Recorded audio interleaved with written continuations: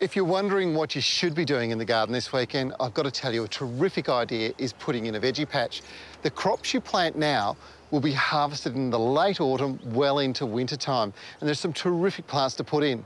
But the very first thing you've got to do before you do any planting out is make sure you get the soil nice and healthy.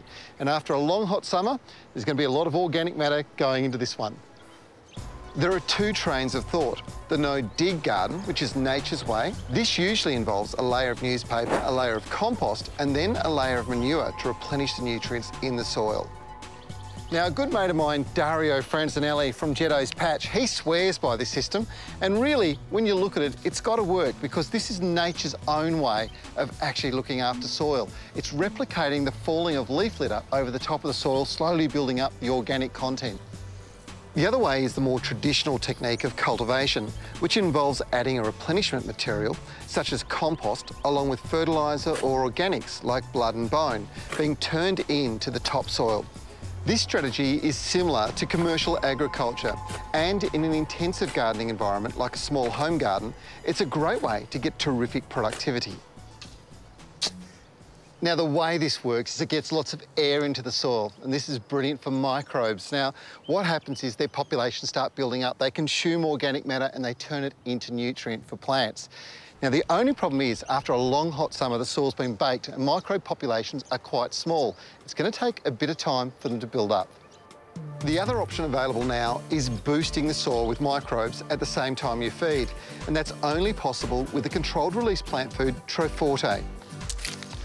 The thing I love about this fertiliser is its complexity. It's got over 60 essential minerals and nutrients.